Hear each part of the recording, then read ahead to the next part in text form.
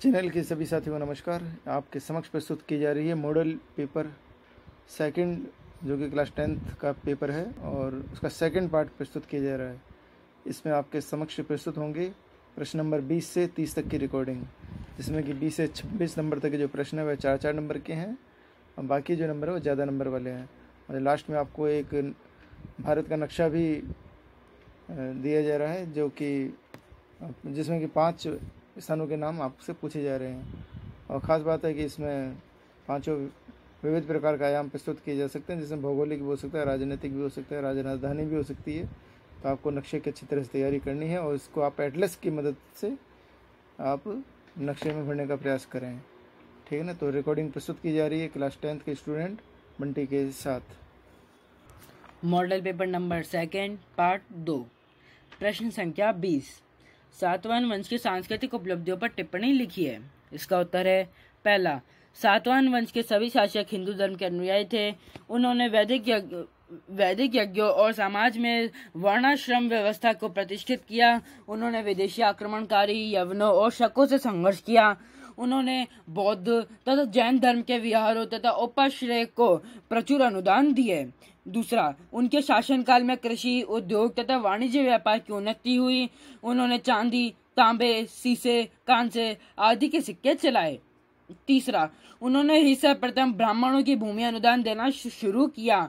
चौथा, उन्होंने अनेक चैत्य द्वारा विहार बनवाए, जिनमें कार्ले का चैत्य सुप्रसिद्ध है, जो 44 मीटर लंबा तथा 15 मीटर ऊंचा है। प्रश्न संख्या 21, औरंगजेब की धार्मिक नीति का वर्णन कीजिए। इसका उत्तर है औरंगजेब की धार्मिक नीति। औरंगजेब संकीर्ण विचारों का व्यक्ति था। उसने धर्मांधता की नीति अपनाते हुए अग्रलिखित कार्य किए। पहला, औरंगजेब ने हिंदुओं के अनेक मंदिरों का ध्वस्त करवा दिया। दूसरा, 1679 में उसने हिंदुओं पर पुनः जजिया कर लगा दिया। तीसरा, उसने अकबर के काल से चली आ रही जरों का दर्शन एवं संगीत आदि पर प्रतिबंध लगा दिया। चौथा, उसने हिंदू व्यापारियों पर 5% कर बढ़ा दिया। प्रश्न संख्या 22, जर्मनी के एकीकरण में बिस्मार्क का योगदान लिखिए। इसका उत्तर है बिस्मार्क एक चतुर राजनीतिज्ञ, अंतर्राष्ट्रीय मामलों का जानकार तथा महान कूटनीतिज्ञ था। प्रशा के सम्राट विलियम प्रथम ने 1862 में बिस्मार्क को प्रशा का प्रधानमंत्री नियुक्त किया। बिस्मार्क ने लौह और रक्त की नीति का अनुसरण करते हुए 3 युद्धों के द्वारा जर्मनी के एकीकरण के कार्य को पूरा किया। पहला, 1864 ईस्वी में प्रशा द्वारा ऑस्ट्रिया ने डेनमार्क को पराजित किया। 1865 को गस्टन की संधि ऑस्ट्रिया को पराजित किया और हॉलस्टाइन डची प्रशा में शामिल हो गई। तीसरा, 1870 ईस्वी में प्रशा ने फ्रांस को पराजित किया तथा 1871 में फ्रैंकफर्ट की संधि हुई। इस संधि में फ्रांस को मेज व स्ट्रॉमबर्ग सहित अल्सास व लॉरेन के प्रदेश जर्मनी को देने पड़े। 23वां, राजनीतिक लोकतंत्र के आधारभूत मान्यताओं का वर्णन कीजिए। इसका उत्तर है राजनीतिक लोकतंत्र की आधारभूत मान्यताएं निम्न प्रकार है। पहला, राजनीतिक लोकतंत्र उदारवादी संविधान में विश्वास करता है। दूसरा, यह प्रभुसत्ता का निवास जनता में मानता है। तीसरा, राजनीतिक लोकतंत्र का सैद्धांतिक पक्ष लोकतांत्रिक राज्य है और इसका व्यवहारिक पक्ष लोकतांत्रिक शासन है। चौथा, जनता शासन सरकार को नियुक्त करती है, उस पर नियंत्रण करती है तथा उसे हटा भी सकती है। पांचवा, राजनीतिक लोकतंत्र स्वयं में साध्य नहीं होता, अपितु लोकतांत्रिक साध्यों एवं मूल्यों की प्राप्ति का साधन होता है। 24वां, भारतीय अर्थव्यवस्था की विकासशीलता को दर्शाने वाली कोई 4 विशेषताएं दीजिए।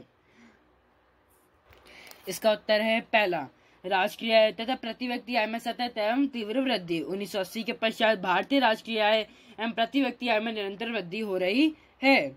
दूसरा, अर्थव्यवस्था की संरचना में परिवर्तन। भारत की राष्ट्रीय आय में प्राथमिक क्षेत्र का योगदान निरंतर कम हो रहा है तथा तृतीयक क्षेत्र का योगदान निरंतर बढ़ता जा रहा है। तीसरा, व्यावसायिक संरचना में परिवर्तन। देश में अब रोजगार की दृष्टि से प्राथमिक क्षेत्र पर निर्भरता कम हो रही है तथा आधे से अधिक जनसंख्या वर्तमान में उद्योग एवं सेवा क्षेत्र में कार्यरत है। चौथा, आर्थिक एवं सामाजिक आधार संरचना में सुधार। विगत वर्षों में देश में विद्युत उत्पादन क्षमता में वृद्धि हुई है, सड़क परिवहन का विकास हुआ है, बैंकिंग एवं बीमा सेवाओं का व्यापक विस्तार हुआ है, शिक्षा व स्वास्थ्य सेवाओं का विस्तार हुआ है। ये सभी भारतीय अर्थव्यवस्था की विकासशीलता के संकेत देते हैं। अब आते हैं 24वें के अथवे पर, जो है भारतीय अर्थव्यवस्था के विकसित स्वरूप को दर्शाने वाले किन्हीं 4 लक्षणों पर प्रकाश डालिए। अथवा का उत्तर, पहला, निम्न प्रति व्यक्ति आय। भारत की प्रति व्यक्ति आय काफी नीची है। भारतीय प्रति व्यक्ति सकल राष्ट्रीय आय में भारत का स्थान विश्व में 170वां रहा है। दूसरा, जीवन स्तर की निम्न गुणवत्ता। भारत में शिक्षा का स्तर काफी नीचा है। साक्षरता दर नीची है। स्वास्थ्य सुविधा का अभाव है तथा जन्म के समय जीवन प्रत्याशा भी कम है। तीसरा, गरीबी की समस्या। भारत की लगभग 1/4 जनसंख्या आज भी गरीबी रेखा से नीचे जीवन यापन कर रही है, जिसे मूलभूत आवश्यकताएं भी प्राप्त नहीं हो पा रही है। चौथा, बेरोजगारी की समस्या। देश में बेरोजगारी की समस्या व्याप्त है। कृषि क्षेत्र में छिपी हुई बेरोजगारी पाई जाती है, जो अर्थव्यवस्था के अविकसित होने का सूचक है। 25वां, वस्तु विनिमय प्रणाली क्या है? इसके कोई 3 कठिनाई लिखिए। इसका उत्तर है वस्तु विनिमय प्रणाली। मुद्रा के आविष्कार से पूर्व वस्तु विनिमय प्रणाली प्रचलन में थी।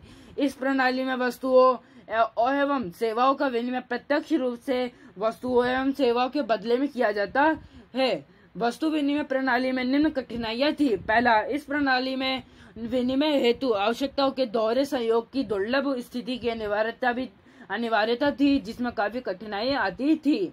दूसरा, वस्तु विनिमय प्रणाली में मूल्य के एक मानक मापक का अभाव था। तीसरा, इस प्रणाली में धन या मूल्य के संचय तथा मूल्य के हस्तांतरण में काफी असुविधा एवं जोखिम रहता था। 26वां, सूचना का अधिकार 2005 के द्वारा नागरिकों को दिए गए 4 अधिकारों का वर्णन कीजिए। सूचना के अधिकार अधिनियम 2005 के अंतर्गत देश के नागरिक को निम्न अधिकार दिए गए हैं। पहला, इस अधिनियम के तहत हर नागरिक को यह अधिकार दिया गया है कि वे राज्य सरकार और केंद्र सरकार के किसी भी विभाग अथवा कार्यालय में सूचना प्राप्त कर सकता है। दूसरा, कोई भी नागरिक दस्तावेज या रिकॉर्ड देख सकता है और दस्तावेज के प्रमाण प्राप्तियां प्राप्त कर सकता है। तीसरा, हर नागरिक को कामों को देखने का भी अधिकार प्राप्त किया गया है। चौथा, नागरिक काम में आने वाली सामग्री को नमूने प्राप्त कर सकता है। 27वां, बिजोलिया किसान आंदोलन का वर्णन कीजिए। इसका उत्तर है बिजोलिया किसान आंदोलन। इसका कारण था 1906 में बिजोलिया के नए जागीरदार पृथ्वी सिंह ने किसानों पर तलवार बंदी नामक न केवल नया कर लगा दिया, बल्कि राव कृष्ण सिंह द्वारा दी गई रियासतों को भी समाप्त कर दिया। बिजोलिया किसान आंदोलन का प्रारंभ राव पृथ्वी सिंह के समय जब लूट और शोषण चरम सीमा पर पहुंच गया, तो 1913 में साधु सीताराम दास के नेतृत्व में बिजोलिया में किसान आंदोलन चला। इसके बाद विजय सिंह पथिक ने आंदोलन का नेतृत्व संभाला। पथिक ने बिजोलिया के आसपास के इलाकों में युवकों में देश के भक्ति की भावना बढ़ने के उद्देश्य से उपरमाल सेवा समिति की स्थापना की तथा उपरमाल का डंका नाम से एक पत्र भी निकाला। माणिक्यलाल वर्मा और भंवरलाल स्वर्णकार ने भी अपनी कविताओं से जनता में जागृति उत्पन्न की। प्रताप नामक समाचार पत्र ने बिजोलिया किसान आंदोलन का समर्थन कर इसे राष्ट्रीय पहचान दिलाई। सरकार द्वारा किसानों की मांग स्वीकार करना। अंत में 1922 में मेवाड़ की सरकार ने किसानों को समझौता कर लिया और 35 लागतों को माफ कर दिया।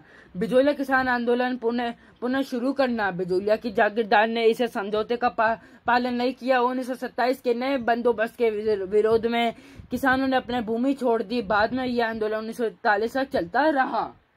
अब आते 27वें के अथवा पर। भारत में क्रांतिकारी आंदोलन के शुरू होने के क्या कारण थे? श्यामजी कृष्ण वर्मा का क्रांतिकारी आंदोलन में क्या योगदान था?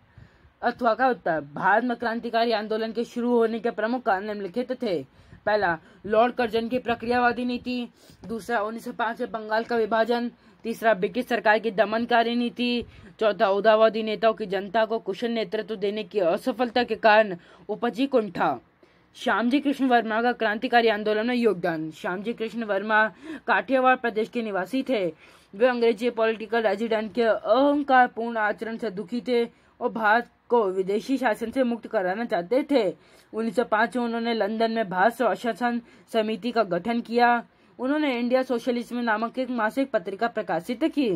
इन्होंने विदेशी आने वाले भारतीयों के लिए 1000 की 6 फेलोशिप भी प्रारंभ की। शीघ्र ही इंडिया हाउस लंदन में रहने वाले भारतीयों के लिए आंदोलन करने का एक केंद्र बन गया। ब्रिटिश सरकार की दमनकारी नीति के कारण श्यामजी कृष्ण वर्मा को भारत छोड़कर पेरिस जाना पड़ा और वहां से उन्होंने क्रांतिकारी गतिविधियों को जारी रखा। 28वां, मंत्रिपरिषद के गठन की विवेचना कीजिए।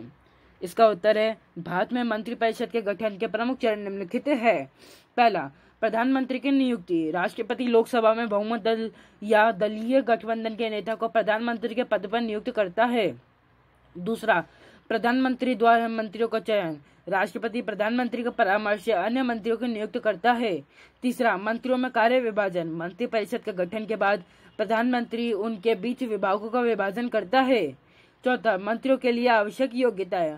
मंत्रिपरिषद का सदस्य बनने के लिए यह आवश्यक है कि व्यक्ति संसद के किसी सदन का सदस्य हो। पांचवा, मंत्रियों द्वारा शपथ ग्रहण। पद ग्रहण करने से पूर्व प्रधानमंत्री सहित प्रत्येक मंत्री को राष्ट्रपति के समक्ष पद और गोपनीयता की शपथ लेनी होती है। छठा, कार्यकाल। मंत्रिपरिषद अधिक से अधिक लोकसभा के कार्यकाल तक, जो सामान्यतः 5 वर्ष होता है, उन अपने पद पर बनी रहती है। सातवां, मंत्रियों के वेतन तथा भत्ते।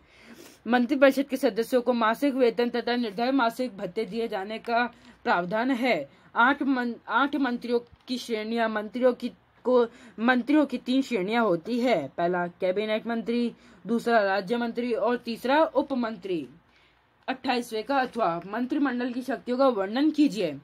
अथवा का उत्तर, मंत्रिमंडल की प्रमुख शक्तियां निम्नलिखित है। पहला, राष्ट्रीय नीति निर्धारित करना। मंत्रिमंडल प्रशासन के विभिन्न विभागों द्वारा और वैदेशिक क्षेत्र में दूसरे देशों के साथ संबंध के विषय में नीति निर्धारित करता है। दूसरा, कानून निर्माण। मंत्रिमंडल के द्वारा ही कानून निर्माण के कार्य का भी नेतृत्व किया जाता है। तीसरा, राष्ट्रीय कार्यपालिका शक्ति। समस्त राष्ट्रीय कार्यपालिका शक्ति का प्रयोग मंत्रिमंडल के द्वारा ही किया जाता है। चौथा, समन्वयकारी कार्य। सरकार के विभिन्न विभागों में परस्पर समन्वय स्थापित करने का कार्य भी मंत्रिमंडल के द्वारा ही किया जाता है। पांचवा, वित्तीय कार्य। मंत्रिमंडल द्वारा प्रत्येक वर्ष संसद के सम्मुख देश के संभावित आय व्यय का ब्यौरा प्रस्तुत किया जाता है। छठा, वैदेशिक संबंधों का संचालन। भारत के वैदेशिक संबंधों का संचालन भी मंत्रिमंडल द्वारा ही किया जाता है। सातवां, अन्य कार्य। व्यवहार में राष्ट्रपति द्वारा नियुक्त किए जाने वाले उच्च पदाधिकारियों की नियुक्ति, अपराधियों को क्षमा प्रदान करने वाले संबंधी राष्ट्रपति की सिफारिश, व राष्ट्रपति द्वारा दी जाने वाली उपाधियों व आपातकाल की सिफारिशों का निर्णय मंत्रिमंडल द्वारा ही किया जाता है। प्रश्न संख्या 29, विधानसभा की शक्तियों तथा कार्यों की विवेचना कीजिए। इसका उत्तर है विधानसभा की शक्तियां तथा कार्य। विधानसभा की प्रमुख शक्तियां तथा कार्य निम्नलिखित है। पहला, विधायी शक्ति। राज्य की विधानसभा को सामान्यतः उन सभी विषयों पर कानून निर्माण की शक्ति प्राप्त है जो राज्य सूची व संवर्धित सूची में दिए गए हैं। साधारण विधेयक यद्यपि विधानमंडल के किसी भी सदन में प्रस्तुत किए जा सकते हैं, तथापि इसके संबंध में अंतिम शक्ति विधानसभा को ही प्राप्त है। दूसरा, वित्तीय शक्ति। विधानसभा को राज्य के धन पर पूर्ण नियंत्रण प्राप्त है। तीसरा, प्रशासनिक शक्ति। राज्य मंत्रिमंडल अपनी नीतियों और कार्यों के लिए विधानसभा के प्रति उत्तरदायी होता है। विधानसभा के सदस्य प्रश्न पूछकर निंदा प्रस्ताव, काम रोको प्रस्ताव तथा अविश्वास प्रस्ताव द्वारा मंत्रिमंडल पर नियंत्रण रखते हैं। मंत्रिमंडल विधानसभा के विश्वास पर्यंत ही अपने पद पर बनी रह सकती है। चौथा, संविधान संशोधन की शक्ति। विधानसभा को कुछ विषयों पर संविधान संशोधन के विधेयक के पुष्टिकरण का भी अधिकार प्राप्त है। पांचवा, निर्वाचन संबंधी अधिकार। विधानसभा के निर्वाचित सदस्य राष्ट्रपति तथा राज्यसभा के सदस्यों के निर्वाचन में भाग लेते हैं। 29वें का अथवा, राज्यपाल की नियुक्ति की विवेचना कीजिए। अथवा का उत्तर, राज्यपाल की नियुक्ति। राज्यपाल की नियुक्ति राष्ट्रपति द्वारा की जाती है और राष्ट्रपति के प्रसाद पर्यंत ही वह अपने पद पर रह सकता है। उसकी नियुक्ति 5 वर्ष की अवधि के लिए की जाती है, लेकिन राष्ट्रपति इस अवधि से पूर्व भी उसे पद से हटा सकता है। परंपराएं। राज्यपाल की नियुक्ति के संबंध में 2 स्वस्थ परंपराएं विकसित हुई है। पहला, राज्यपाल उस राज्य का निवासी नहीं होना चाहिए जिस राज्य में उसे राज्यपाल बनाया जा रहा है। दूसरा, राज्यपाल की नियुक्ति से पूर्व केंद्रीय सरकार संबंधित राज्य के मुख्यमंत्री से परामर्श करे तथा उसकी सहमति प्राप्त करे। पद की योग्यता है। राज्यपाल के पद पर नियुक्ति के लिए निम्न योग्यता आवश्यक है। पहला, वह भारत के नागरिक हो। दूसरा, वह 35 वर्ष की आयु पूर्ण कर चुका हो। तीसरा, वह राज्य विधानमंडल का सदस्य ना हो। चौथा, वह पागल तथा दिवालिया ना हो। 5वां, वे सरकार के किसी लाभ के पद पर ना हो। वेतन व भत्ते, वर्तमान में राज्यपाल को 1,10,000 रुपये मासिक वेतन तथा निःशुल्क आवास एवं अन्य भत्ते व सुविधाएं प्राप्त होती है। प्रश्न संख्या 30, दिए गए भारत के रेखा मानचित्र में निम्नलिखित को अंकित कीजिए। यह 5 नंबर का है। इसमें 5 जगहों का नाम दिए गए हैं। पहला हीराकुंड बांध, दूसरा गुजरात, तीसरा सिरोही, चौथा बर्नपुर, 5वां है पुडुचेरी। आप इन सभी 5 जगहों को एटलस की सहायता से देखकर भर सकते हैं। तो इस प्रकार से आपके समक्ष क्लास 10th का मॉडल पेपर पार्ट सेकंड जो कि प्रस्तुत हो चुका है, और साथ में अब तक 2 पेपर आपके पास आ चुके हैं। ठीक है ना। इस रिकॉर्डिंग को आप बार बार सुनिए, क्योंकि समय कम है और आप इसको जितनी बार सुनेंगे उतना ही आपके लिए लाभकारी होगा। साथ ही आपसे निवेदन है कि इस रिकॉर्डिंग को उन विद्यार्थियों तक जरूर पहुंचाने का प्रयास करें जो कि आपके ही सहपाठी हैं, और उन साथियों को भी इस रिकॉर्डिंग की बेहद आवश्यकता है। और निवेदन यही है कि प्लीज़ इस चैनल को आप सब्सक्राइब करें और ज़्यादा से ज़्यादा शेयर करें। मिलते हैं नई रिकॉर्डिंग के साथ, नए मॉडल पेपर नंबर 3 के साथ अगली बार।